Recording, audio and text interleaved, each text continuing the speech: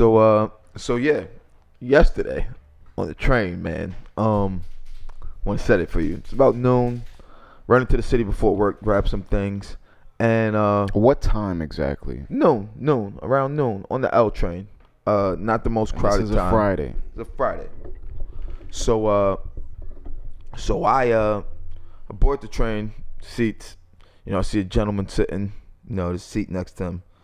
Sit on the other side. There's a small space in between us. Some people sitting. More people board the train. They find their seats. A lady gets on the train. A few stops later. Now, I want to set the space for you. The space on the L train. Was bench. it a comfortable space for someone to sit in between you? No. It was a tight New York City space. It was a tight New York City space because I'm not a small man, and the gentleman next to me was not a small man either, and neither one of us were man spreading either. Just neither one of us are small men. And for the people who don't understand what man spreading is, It's because that's a New York City term. it's a New York City term. It became prevalent in New York City when we weren't sitting there with our legs spread, like taking up all the space, hogging the space, or what have you. And this lady gets on, and I see her as she gets on, directly across from us in the same middle spot. There's two women, I'll say, average to petite size women, with a much larger spot for her to sit in, across from us. I see her. Same car, same everything. Same car, same everything. Literally, like directly across from us, right there. I see it. I see her look at it, then look at us, look at it again. And she makes to sit in the middle of us. So me and dude stay how we're sitting. We allow her to, there's enough space for her to sit there, but it's gonna be a tight seat. She's gonna be forcing herself in. So she forces herself in. She has a bag, big bag, doesn't want to put it on the floor. Like she has it on her lap, and it's a bigger bag. So this is Friday around noon. It's now in New York hitting City. both of us on our knees. So I'm there like, get your bag off my knees. Like I keep like nudging my knee, like get it off my knee. Like I just keep like, I know your bag's on. Either turn it like this or put it on the floor. Still ain't say nothing to her. Seat still available directly across from us, and we've gone now a stop or two. And eventually she looks at him, looks at me, and she grabs her stuff, gets up, and she doesn't move to the seat. Still directly across from her that's available. She moves over to the other side, man. And I look over at dude, and I take my headphones out, and I look at dude. I pause my music. I'm like, yo, bro, can I ask you? Like, I'm not fucking. That's a bigger seat right there, right? He's like, yeah. I was like, that seat was available the whole time, right? I'm like, I'm not going out of my mind here, right? I'm not imagining things here, right? He's like, nah, bro. I'm like, cool, thank you. And I looked over at her, I just gave her the fuck you look. I gave her Did she look frazzled when she came into the train, like she was a tourist or something? No. She looked like she's a person who feels like, obviously doing something like that, you're not a real New Yorker. You're not a person who was born in New York. And I'll tell you this, I've ridden the L train all 32 years of my life. That's the first time something like that's ever happened to me on the L train in my entire life. And I feel like we've ridden the train. Ridden? Is that a word? Ridden, road. Ridden. And in the matter of which we're saying it, we've ridden the train. We've rode the train. We've ridden. We've ridden, rode. I don't know which Rode. one would you ride. No, we've rode. We've rode the train. We've rode the train. But we've been riding the train, like you said, for most of our lives. The things that happen to me, especially when it comes to like seating arrangements, they typically happen to me after Canal Street. I feel like there's an abundance of people, and I don't want to like go on the stereotypical route. But if you're from New York City and you're riding the J train or the N train, R train, W, even the 6, if you pass Canal Street, not only are you going to get pushed for no reason, but people are they're going to sit way too fucking close to you for no reason. Yo, like and then they're going to complain about the lack of space. Like, it's like, yo, like, you see, like, yo, at this point where I see, yo, I could squeeze there and be a dick, but it's like, yo, why, man? Like, I'm going 2 stops. I'll be there quick. Next train, I know I'll have space, man. I am not gonna inconvenience that person. And also, yo, like, I've adopted a rule. If you're not pregnant, elderly, or have a broken limb, I am not getting up off my seat for you, man.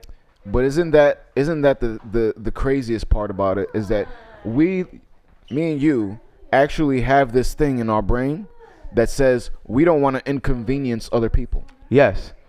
I don't think that should exist in other people. I think they're completely oblivious to the fact that not only are they an inconvenience, but they're going to continually inconvene people every single day, every time they get on the train. Yeah, just because they don't care. It's their it's their creed, the world's mine, and really just the manner in which this lady went about it yesterday, bro. It took everything in my being, bro. So I'm like, yo, you're on the train. Yeah, young black man. You can't do what you want to do in your head right now, and that's fucking tell her what the fuck are you doing this for? Move to the other fucking seat, because there's gonna be somebody who's gonna jump up and have something to say. And then now I have a problem with you. And if you're a male, what I couldn't do to her, I'm going to want to do to you. And I think that's even worse, because that opens another can of worms. That people like us are in, because now there's I call it fear of world star. Fear of world star. I mean, I think before it was fear of repercussions. Now it's fear of world star. Fear of repercussions that come as a result of the fear of world star. It's insane, man. I feel like everybody wants to be in front of the camera until it's some unflattering shit that's happening. Imagine you wanted to go viral for 10 years, and then you end up getting your ass whooped on Knickerbocker. And then they find all your old videos as a result of that. Your views done finally went up, but it ain't the way you wanted it to. And every single time I've been in a predicament, especially on the subway, the first thing I'm thinking about is somebody filming this? Is somebody filming this? What way could this go left? A lot of time, it's how can I avoid this escalating, man? That's the first thing in my head is. Oh, and you have that security, and that's the first thing. How do I avoid this situation from escalating further? And a lot of the times, it takes everything in my being. Because eventually when I'm out of that situation, I explode with what I wanted to. Usually I yell fuck at the top of my lungs. I'll punch something. And I told you when the guy started shoving me on the train. Yeah, you told me. I was on my way to work. I was still working in the city. I'm on the train with my wife. We're standing up because there's no room. I have a piping hot fucking coffee. Book bag, coat. It's wintertime. For some reason, I just feel myself getting shoved into the fucking door. And I look back, and it's some fucking... I want to call him a jabroni. A derlick.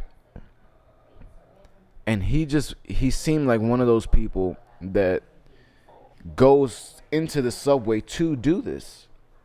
And it was confirmed because Brenna saw him again probably 4 months later, and he was doing the same shit to somebody else. There's people that do that. People, agitators. What I call them, agitators. People that are they just go out looking to agitate the situation. People that even if they go out with their friends for a nice time, they're looking to be agitators. So let me ask you this. There was I think it was Inside Edition. They ran up on this priest, this mega church priest, and he said, well, basically, they was telling him a comment that he said, and they was trying to get an explanation because he said that he won't fly on a regular plane with people because he doesn't want to be in a tube with demons. And they ran up on him so that he can try to justify that comment. And I was understanding what he was saying. I can understand that, man. Because have you seen some of these videos of people on the airplanes, bro? If I have the money to always fly private, you can best believe I'm going to fly private. But they were coming at him because he bought a jet, and he bought it from Tyler Perry. So it was like news. I mean, and if you... He probably got it at a reduced rate. And what he was saying made sense to me. If you're going to speak to a bunch of people, you don't want to have to deal with a bunch of people. You need that sort of exclusivity. And to me, the New York City subway system is it's a human rat infestation. The rats of the human beings, the trash. These are the kind of people that you find on the subway. I mean, I think you find them in all walks of life, but I think in the subway, there's an abundance of them. I think you encounter it in the city. I mean, in the subway system a lot more, and I don't understand why. Um, and I feel like Because 275 gives you warmth. it gives you warmth. Gives you warmth. Gives you travel. Gives you. Sometimes they got the delis inside the station, so. Sometimes, yeah, but even more. I mean, I think it's still. I think it's more than that. But I don't understand what it is. That people feel that they are justified in some of their actions on the train. Even I have to have the alerts for certain apps to know what's going on the train. If I'm gonna be late for work, if I need to change my route to or from work coming home, and I frequently see the things going on, the disruptive passengers on the lines. Like it's every day on certain lines, the same stuff. Like you have someone held the doors. You need NYPD assistance at this stop. It's some of the same lines every day or every other day, almost the same problems. And Do you realize that once you swipe a Metro card, you're in another world? Yeah, and I think I think some people feel like, hey, I paid the MTA this much, so I'm gonna do what I want. And then there's also the people that feel like I paid the MTA, but then I give me what I want that are tense. And there are a lot of people that I think the MTA's actions do in a way play into that problem that we deal with on the train. It's an environment conducive to this kind of activity. Yes, it is. That is. Those are the perfect words to say to it. Like these, you can't when they show us like the subway footage in Japan. The subway is immaculate. Board the train, kindly staying out the doors, boarding quickly. They pride themselves on running their trains on time. If a train is late, they are. And it's the station is clean. It's clean. You want to ride it. You expect people of certain class to be able to ride these trains without, hesitation. Nobody's gonna think twice about this shit. The New York City subway system, New York City transit system, bro, has been allowed to decay to the point where now they've been putting band-aids on it so long that the surgery required for it, the life-saving surgery it needs, is gonna cripple the city.